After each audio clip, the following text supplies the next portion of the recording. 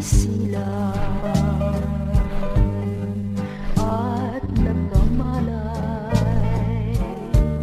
Ikaw aking inay, ang aking gabay sa landas ng buhay, sa aking pagtulog. Nagbabantay